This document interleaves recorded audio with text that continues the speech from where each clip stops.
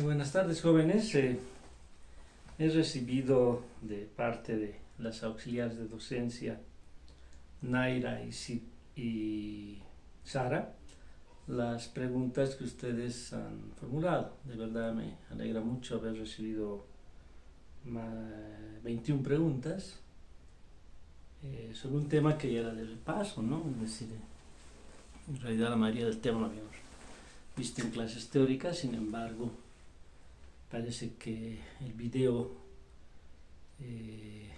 tiene su efectividad, porque seguramente ustedes pueden ver, retroceder, avanzar, qué sé yo, y obviamente les da mayor tiempo a su análisis y a poder formular ciertas preguntas, ¿no? Entonces voy a procurar responderlas en el orden en que están planteadas, ¿sí?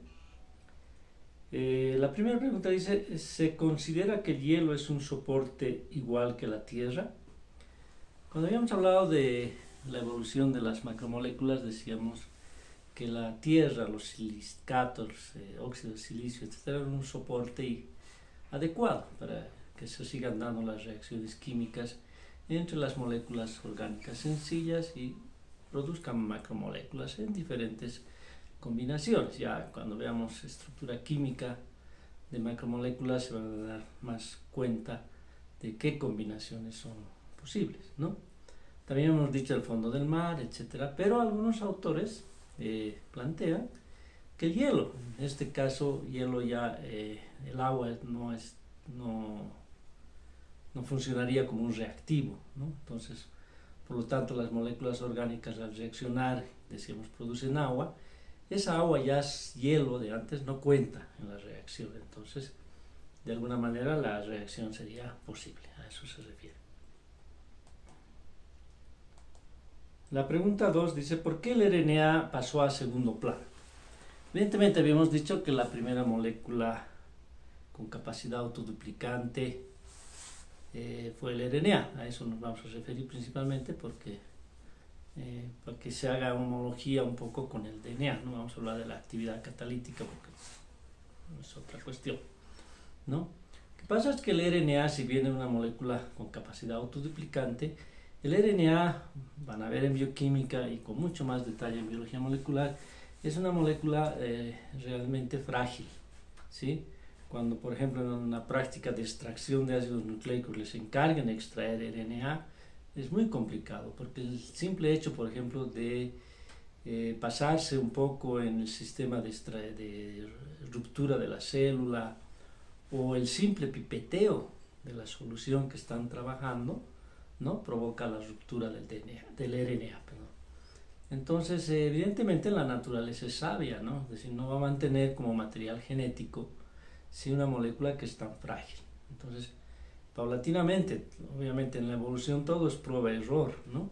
Seguramente el DNA, que pronto al azar haya aparecido, tiene primero que tiene mayor capacidad de formar moléculas de doble cadena, ¿no? Por lo tanto es mucho más estable que el RNA. Y de esa manera, en el transcurso de esa evolución, pues el DNA le fue quitando esa tarea de ser el portador de la información genética al RNA. No es que el RNA sea un secundón, ¿no?, sino que es un problema de estabilidad.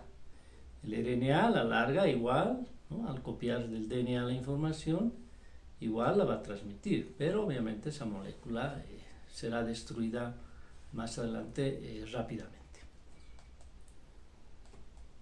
La pregunta 3 dice: ¿la teoría del origen de la vida que estamos viendo pertenece a la teoría físico-química o a la teoría quimiosintética? Bueno, la verdad yo no soy muy amigo de encasillar las cosas, ¿no?, porque hoy en día es muy difícil. Por ejemplo, no se puede ya encasillar a la biología, es decir, la biología abarca de aquí a aquí, la bioquímica abarca desde este momento hasta allá, la biología molecular desde aquí hasta allá. O sea, no, ya por ejemplo en esas tres áreas, ¿no?, están tan entremezcladas que ya es muy difícil poderlas separar. Y esta pregunta más o menos parece lo mismo, ¿no? ¿Dónde termina la parte química y dónde empieza la físico-química? ¿No? Yo diría más bien que es todo lo mismo, ¿sí? Evidentemente, en físico-química se llevan algunos procesos más macro, ¿no? Es decir, del comportamiento ya de las moléculas. En química se habla más de las reacciones químicas. Entonces yo diría que estamos hablando de lo mismo, ¿sí? Es decir, pueden darle el nombre que ustedes deseen. Evolución química, evolución físico-química, evolución bioquímica, etcétera, ¿no? La idea es que las moléculas sencillas fueron evolucionando cada vez más hasta moléculas grandes, y estas moléculas grandes se fueron organizando hasta llegar a lo que llamamos el prebionte. No sé qué ha pasado. Pregunta 4 dice diferencias entre DNA y RNA. Yo dejaría esa pregunta para más adelante, ¿no? En esta semana yo ya los estoy elaborando, voy a hacer los temas de composición química de los seres vivos, ¿sí? Ya se los voy a mandar durante el transcurso de la próxima semana, y ahí vamos a tocar con detalle cuáles son las diferencias. Ya hemos hablado de uno, ¿no? El RNA es normalmente simple cadena, el DNA es doble cadena, ¿sí? El DNA tiene desoxirribosa, el RNA tiene ribosa, y así, pero hay otra serie de detalles que los vamos a ver con calma. La pregunta 5 dice, ¿la evolución química empieza desde el Big Bang o desde la formación de moléculas orgánicas a partir de gases en la atmósfera? En realidad yo había sido, creo que claro, les dije en alguna parte de las clases teóricas y más de repaso, que Oparin, respetando sus etapas, había dividido en dos: evolución química y evolución prebiológica, ¿sí? La evolución química, para Oparin, empieza desde las moléculas gaseosas en la atmósfera, ¿sí? Básicamente. Pero ahora podemos incluir la parte hacia atrás, la teoría del Big Bang, porque en esos tiempos, estamos hablando de 1920, no se tenía ni idea de cuál habría sido el origen del universo, de la materia, etc., ¿no? Pero ahora que sí sabemos cuál es su origen, podemos incluirlo dentro de la evolución química. O sea, la evolución química iría desde el Big Bang hasta las macromoléculas, ¿sí? Y la etapa prebiológica iría desde macromoléculas hasta el prebionte, probionte o coacervado.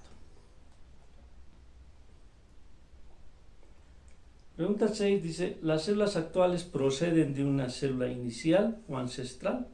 Claro, todas las células, en realidad todos los organismos vivos, que somos más de 10 millones de especies actualmente, ya han pasado por la Tierra mucho más de especies de las que hay ahora, es decir, aparecieron, tuvieron su tiempo de sobrevivencia y desaparecieron, ¿no? Por diferentes razones, ¿sí? Todas vienen de aquella célula única que hemos llamado el primer ser vivo, ¿no? Esa célula sencilla, procariota, unicelular, asexual, heterótrofa, etcétera, etcétera. Todos derivamos de aquellos, tanto células animales, vegetales, hongos, bacterias, ¿no? Obviamente las primeras células, si las consideráramos así dentro de un reino, ahorita esa primera célula pertenecería al reino de las bacterias, ¿sí? Al reino Monera, que ese es su nombre correcto.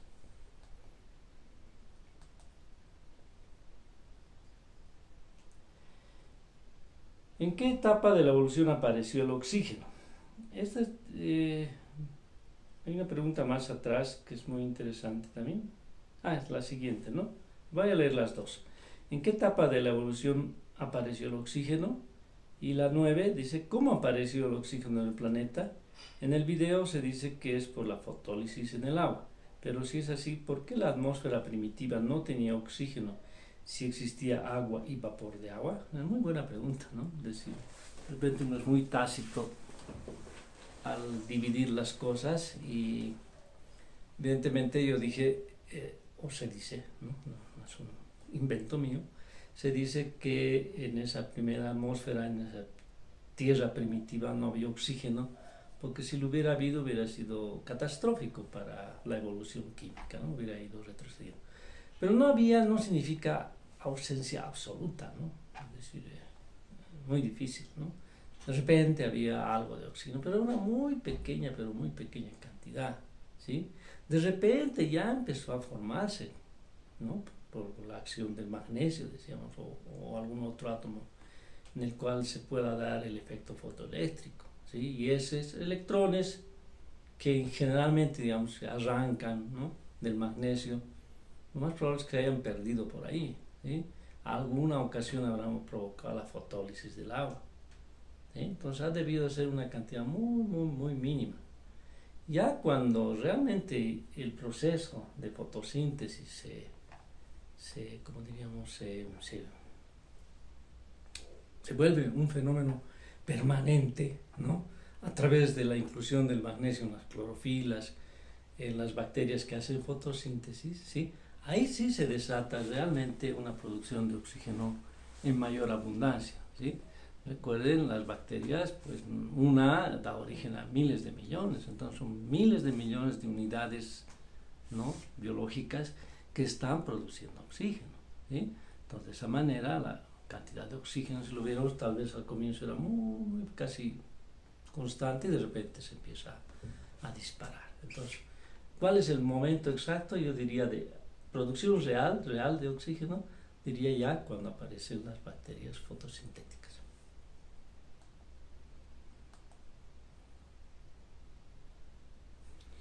La pregunta 10 dice, el ozono se utiliza en la ozonoterapia y actualmente para desinfección por el COVID-19. Mi pregunta es si efectivamente es recomendable su utilización o podría causarnos daños en nuestra salud. Bueno, yo del tema no conozco mucho, es decir, yo sé que el ozono es una molécula que guarda un equilibrio cercano con el oxígeno, es decir, el oxígeno O2, algunas moléculas, ¿sí?, se abren y se unen a otro oxígeno más y tenemos el ozono, oxígeno 3. Pero ese oxígeno 3 también puede liberar un oxígeno y retornar a oxígeno 2. Ese es un equilibrio permanente que a veces es roto cuando en la atmósfera existen compuestos fluoroclorocarbonados, ¿sí?, que atrapan, que son atrapados en el ozono y lo hacen reemplazan un oxígeno de la molécula de ozono y se rompe ese equilibrio entre oxígeno y ozono, ¿no? Entonces el ozono empieza a disminuir en su abundancia. Ahora, de la ozonoterapia sé que es aunque no, yo por lo que sé no tiene una base científica demostrada, ¿sí? Hay centros de ozonoterapia donde mezclan algo de oxígeno con ozono, creo que no más allá del 5% de ozono, porque más ya es sumamente tóxico, ¿no? Desconozco que se haya estado usando para el COVID. He participado con otros docentes en la elaboración de un documento con este tema de si realmente las carpas sirven o no para desinfectar. La conclusión es que no, ¿no? Y se usan una serie de desinfectantes y en ninguno de ellos he leído que se esté utilizando ozono, ¿sí? Yo le aconsejo a la persona que ha hecho ya esta pregunta, pues entrar un poco en internet y realmente leer sobre la ozonoterapia. Lo que yo sé es que no tiene base científica demostrada.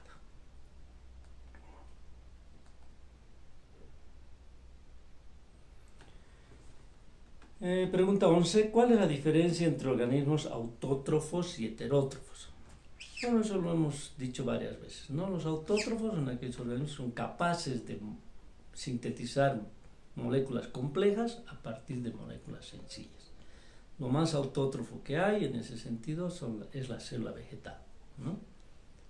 Obviamente que conforman las plantas, ¿sí? Porque las plantas pueden construir todas las macromoléculas, proteínas, ácidos nucleicos, azúcares, grasas, etcétera, a partir de moléculas tan sencillas como el anhídrido carbónico, el agua, una fuente básica de nitrógeno que puede ser amoníaco, puede ser urea, puede ser nitritos, nitratos, restos de otras moléculas orgánicas que contengan nitrógeno, lo que llamamos comúnmente abono, ¿no? A partir de aquello pueden construir macromoléculas.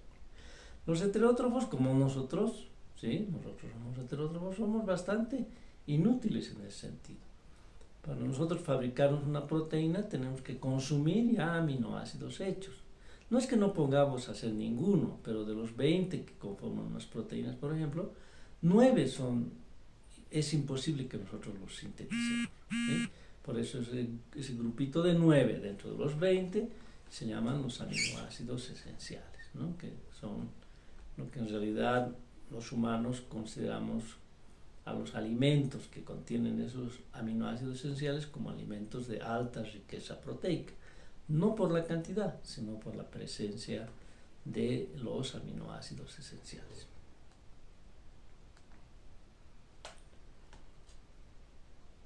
Pregunta 12, ¿por qué se forman las micelas? Y asociada a la 13 la podemos responder, ¿por qué se forman y qué función tienen las micelas? Bueno, las micelas yo no les dije que tengan una gran importancia biológica, les dije que es una forma en que los lípidos pueden compatibilizar con el agua, ¿no? Es decir, asociarse solamente entre lípidos y estar, entre comillas, solubilizados en el agua, ¿sí? Yo que sepa, en los seres vivos no tiene mayor función. La otra forma es la que nos interesa, cuando los lípidos no hacen micelas, sino hacen doble capa. Y al hacer una doble capa, ¿sí?, pueden permitir que parte del entorno quede atrapado dentro del glóbulo, ¿no? Esos corpúsculos de doble capa, ¿sí?, no solo son importantes desde el punto de vista biológico, porque son los precursores de la membrana celular, de la célula, si ustedes quieren entenderlo así, sino también que tienen bastante uso hoy en día en muchas cosas. Son los famosos liposomas, cuerpos lipídicos, ¿sí?, que incluso, por ejemplo, se utilizan en la industria cosmética para producir cremas que realmente rejuvenecen. No es que nos hacen sentir suavito un momento, sino que esos liposomas están conformados por ácidos grasos que renuevan a nuestros ácidos grasos de las células epiteliales. Entonces realmente son rejuvenecedores, ¿no? No nos están engañando en ese sentido. O más allá, en esos liposomas se pueden encapsular sustancias que vayan a atacar, por ejemplo, células cancerosas, ¿sí?, o fijarles anticuerpos para destruir ciertos organismos extraños a nosotros, ¿sí? Entonces las micelas en realidad no son tan importantes. La doble capa sí.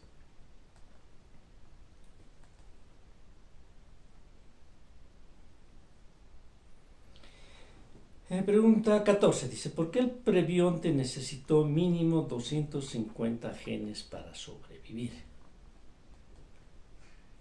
Bueno, ese es un cálculo, eso de los 250 a 300 genes, es un cálculo que han hecho los genetistas, biogenetistas o biólogos moleculares, como quiera llamar.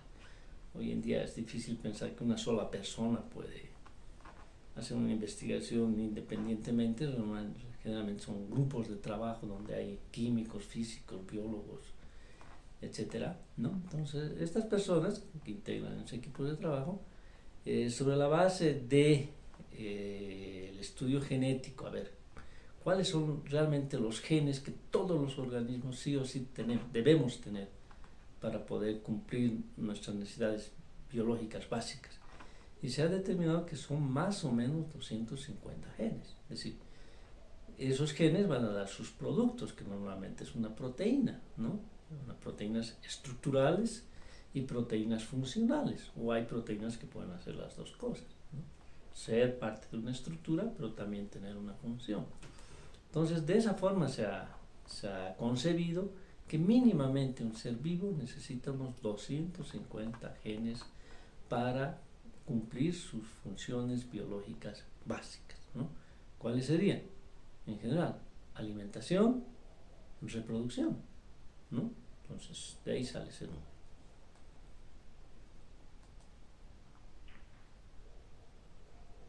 No se olviden, todos los seres vivos tenemos genes en común, ¿no? Por ejemplo, nosotros con el chimpancé, que es nuestro primo hermano, casi el no hay un acuerdo fijo, pero mínimo 95% de sus genes son iguales a los nuestros, ¿sí? Y así vamos bajando en la escala, ¿no? Por ejemplo, las bacterias que están ahí abajo, es decir, lo mínimo de la escala biológica, ¿sí? Compartimos un 50% de genes homólogos, ¿no? O sea, ¿qué quiere decir eso? Que esos genes son, sea como sea uno por afuera, son necesarios para poder ser un ser vivo, ¿sí?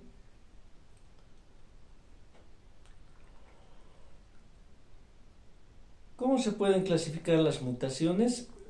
Ese es un tema muy grande, lo vamos a ver con detalle cuando veamos flujo de información genética, pero básicamente, más allá de los mecanismos, yo respondería a la pregunta de una forma más sencilla por ahora, ¿no? Yo diría que las mutaciones no son un fenómeno estratosférico, ¿no? No. Si las mutaciones son usuales, son normales, ¿ya? El DNA que se está copiando por miles de nucleótidos por minuto, ¿sí? Esos 30.000 genes que tenemos, cada célula nuestra los tiene. Es decir, cuando una célula epitelial da origen a dos, ha copiado esos 30.000 genes, ¿sí? Es un fenómeno realmente exquisito. Y tiene que hacerse con una altísima fidelidad. Pero así todos se tengan todos los mecanismos que tratan de asegurar esa fidelidad, una que otra vez hay algún error, ¿sí? Normalmente. Y se da ese error, ¿ya? Claro, en una tasa muy baja, pero se da. ¿Qué le estoy queriendo decir? Que la mutación es un fenómeno espontáneo, ¿ya? Obviamente, entonces tendríamos, ¿sí? La mutación espontánea, ¿ya? Y la mutación inducida, esa ya es otra cosa, ¿no? Que yo me exponga a la luz ultravioleta y por asolearme y la luz ultravioleta provoque daños en mi material genético, eso ya es inducido. O que, bueno, pues, digamos, me exponga a sustancias químicas que alteren también la estructura del DNA, no crean que son muy raras, ¿sí? El ácido nitroso, pues, que es un compuesto sumamente sencillo, HNO2, es un mutageno, ¿no? O la hidroxilamina, NH2OH, una molécula chiquitita, también puede provocar daños en el material genético, ¿sí? Entonces yo respondería así, muy sencillo. Las mutaciones espontáneas, normales, naturales, ¿sí? Y las inducidas. Ya en cada grupo hay una serie de mecanismos o variaciones que ya las veremos más adelante y que, repito, en biología molecular pues van a ver con mucho detalle.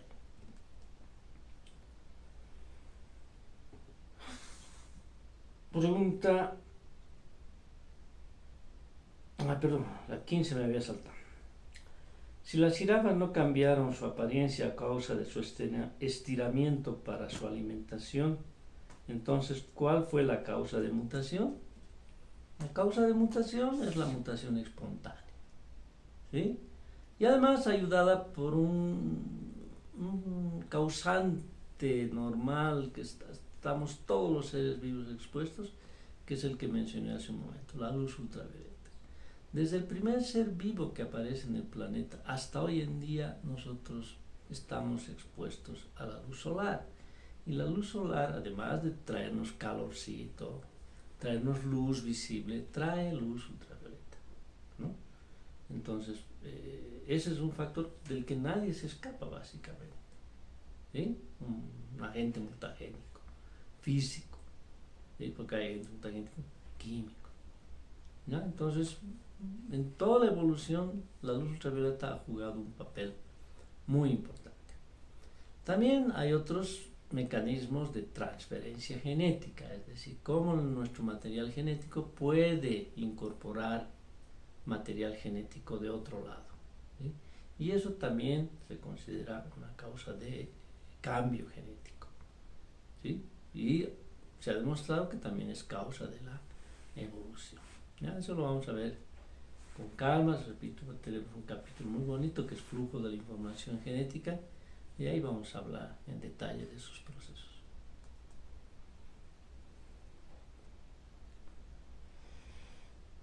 ¿Por qué razón principal sucede la mutación antes del nacimiento? Bueno, está creo que respondido, ¿no?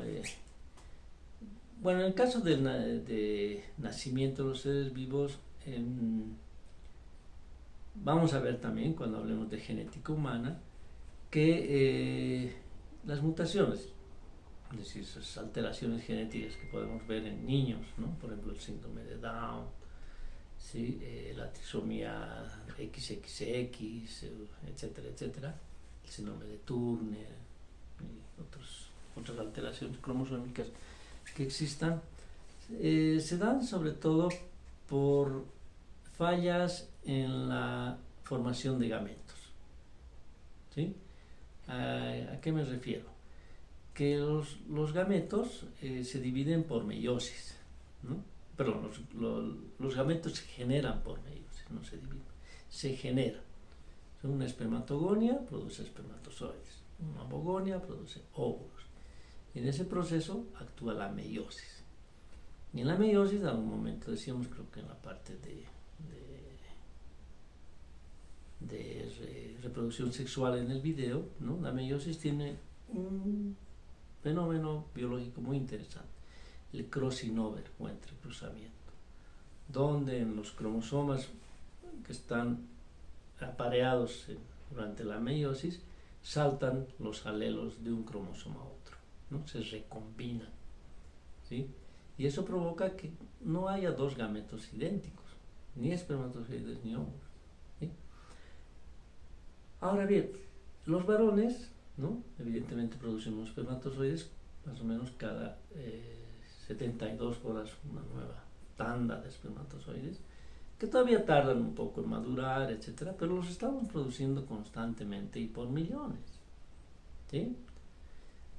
Las mujeres producen menos óvulos, pero las mujeres nacen ya con sus óvulos en proceso de, sus ovogonias, perdón, en proceso de meiosis, ¿sí? Y detenidos justamente en esa etapa, en la profase 1, donde los alelos, ¿sí?, están saltando de un cromosoma a otro, ¿ya? Y ahí pueden permanecer durante 0 años, ¿no?, hasta que se produzca el último óvulo. Entonces pueden pasar hasta 50 años ese óvulo en ese proceso. Y es un proceso dinámico, no es que se ha quedado estacionado ahí, ¿no? Y obviamente mientras más tiempo transcurra, más probable es que haya algún error. No es exclusivo, o sea, no estamos diciendo las mujeres tienen la culpa, no. También a veces algún espermatozoide puede presentar este fenómeno, ¿no? Es decir, de una falla en el entrecruzamiento, ¿sí? Pero es muy sabido que de mujeres adultas, ¿sí?, muy cercanas a la edad de 50 años, o 45, 50 años, es más frecuente el nacimiento de niños con malformaciones genéticas, con malformaciones congénitas, ¿no?, producto de fallas genéticas.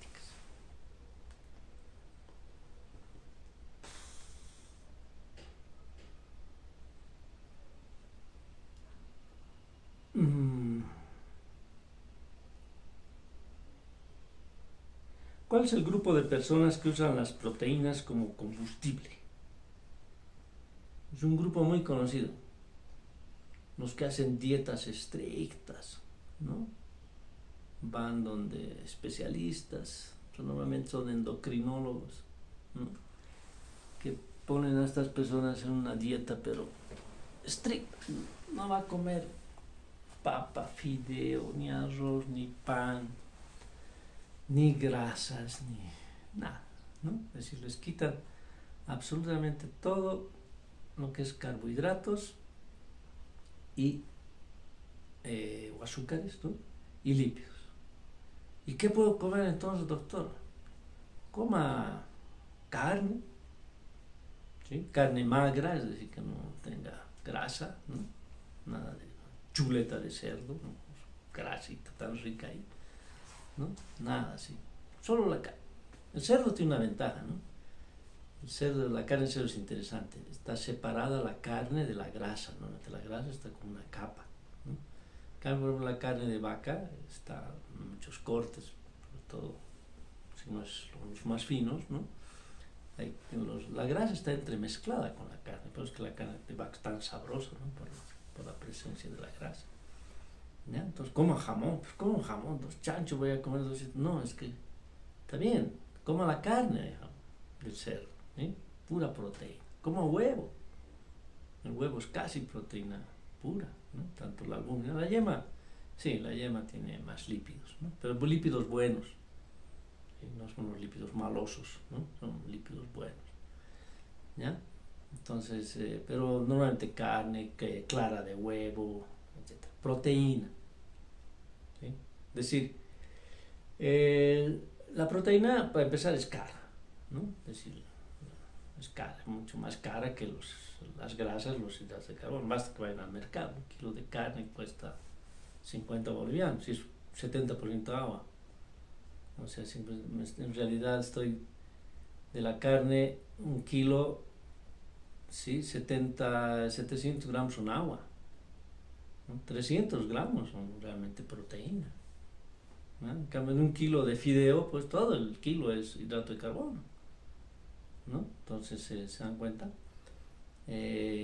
Ahora, ese grupo de personas que consumen proteína, ahora, ¿qué va a pasar? Inicialmente entran en dieta, pues lo primero que hacen es queman toda la poca azúcar de reserva que tenemos. En realidad los animales no tenemos mucha azúcar de reserva, la consumimos muy rápido, pero sí tenemos grasa, ¿no? Entonces queman la grasa y ahora sí empiezan a acudir a las proteínas, ¿no? Después de unos días realmente empieza el organismo a consumir las proteínas, ¿ya?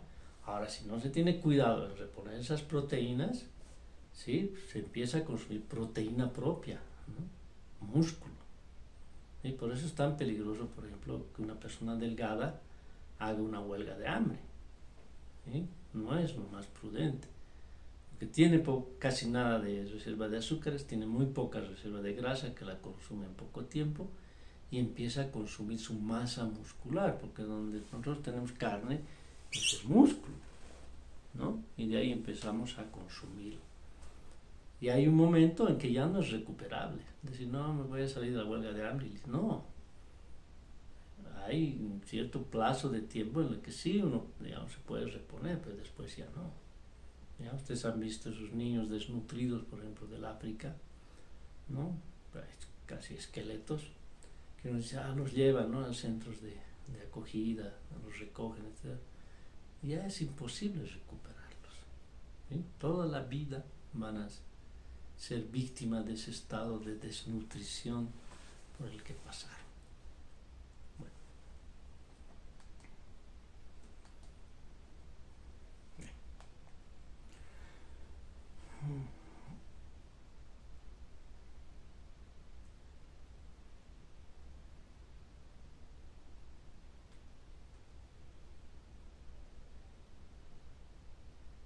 En 19. El uso de proteínas como combustible puede tener consecuencias. Creo que ya al responder la anterior pregunta lo hemos dicho, ¿no? Claro, es decir, si yo hago una dieta y voy a consumir solo proteínas, pues tengo que asegurarme que sean proteínas que estoy ingiriendo, ¿no? En equilibrio con las que estoy usando. Si no consumo suficiente proteína, voy a empezar a consumir mi proteína, ¿sí? Mi masa muscular, ¿no? Entonces ahí les pueden darse cuenta que si no el consumo no es el adecuado, va a tener la consecuencia de llevarme a un estado de desnutrición, ¿sí? Bueno. ¿Las ribosimas son las encargadas de detectar un agente extraño cuando ingresa a nuestro cuerpo? No, esos son los anticuerpos, ¿sí? Los anticuerpos, como verán más adelante, son proteínas, ¿ya? Proteínas obviamente muy especializadas, ¿no? Las ribosimas, habíamos dicho, son RNAs, ¿sí? Que tienen actividad catalítica, ¿ya? Si bien fueron las primeras enzimas, igual que el DNA le quitó su papel de portador de la información genética, las proteínas le han quitado su papel de actividad catalítica, ¿sí? La mayoría de las enzimas hoy en día son proteínas. Quedan algunas ribosimas muy particulares, como por ejemplo las que existen dentro del ribosoma, ¿sí? Y que tienen un papel muy importante en la producción, en la síntesis de proteínas, la transcripción de RNA a proteínas, ¿sí? Ahí están ribosimas en el ribosoma que hacen el papel de leer la información del RNA, ¿sí? Y ayudar en la síntesis de las proteínas.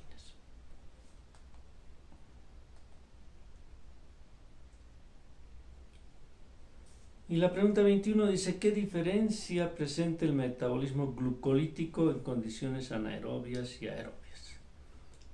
Eso también creo que en el video habíamos dicho, ¿no? Que, por ejemplo, entra la glucosa, ¿no? A un organismo, ¿sí? Si este organismo respira oxígeno, es decir, tiene un metabolismo en presencia de oxígeno, esa glucosa primero va a convertirse en ácido pirúvico y va a entrar al ciclo de Krebs, ¿no? Y en el ciclo de Krebs va a generar un ATP, etcétera, etcétera, y después por transporte de electrones, la fosforilación oxidativa y la producción quimiosmótica va a producir mucha mayor cantidad de ATP y al final el producto va a ser CO2 y agua. O sea, desde glucosa totalmente oxidado hasta CO2 y agua, ¿sí? Con una gran cantidad de energía producida de por medio. Claro, no energía directa, ¿no? Sino almacenada en ATP. En cambio, la vía anaerobia, va a entrar la glucosa, ¿sí?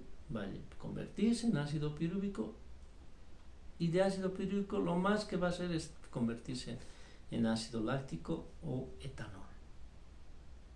Entonces no va a tener todo ese proceso de oxidación tan eficiente como se hace en la presencia de oxígeno. Entonces esa es la diferencia básica, ¿no? Aerobio, 10 veces más energía o ATP que en el proceso anaerobio. Bueno, creo que es la última pregunta. ¿Sí? Bueno, voy a agradecer a sus compañeros Jorge Camacho, Jessy Choque, Cleidy Contacayo, Joel Iturri, Jimena Yanque, Laura Miranda, Luz Abril Puñi, Arminda Mamani y Maribel Quispe, quienes han hecho las preguntas, y obviamente las auxiliares que han dado el trabajo, me imagino, de seleccionarlas, compatibilizarlas, etcétera, y hacerme llegar esto. Quiero aclararles que no es que yo no quiera tener un contacto directo con el grupo, pero nos han recomendado en estas clases que nos han dado de educación virtual, yo es la primera vez que lo hago, 35 años de siempre estar parado en la pizarra, ¿no? Nos han recomendado no hacer aquello, sino tener un grupo directo, ¿no? O un contacto directo, perdón, porque nos van a saturar con no solo mensajes de preguntas del tema, sino todo lo que la gente reenvía, etcétera, ¿no? Entonces es mejor que nos mantengamos de esa manera. ¿Ya? Cualquier inquietud, cualquier cosa, siéntanse libres de enviarlo a Naira o a Sara y ellas me harán llegar oportunamente sus observaciones. Sí, sé que han habido algunas fallas, sobre todo en los primeros videos, que yo no contaba con una pizarra en mi casa, he tenido que conseguirme una pizarrita escolar con la que he empezado. Ayer ya me he fabricado, entre comillas, una pizarra con nylon pegado a la pared. Entonces yo creo que así vamos a poder adelantar mucho mejor, ¿sí? Bueno, gracias jóvenes, entonces estén atentos, ya voy a empezar a enviar videos más o menos de 20-30 minutos con el avance del capítulo 2, composición química de los seres vivos, ¿sí? Gracias, cuídense, quédense en casa.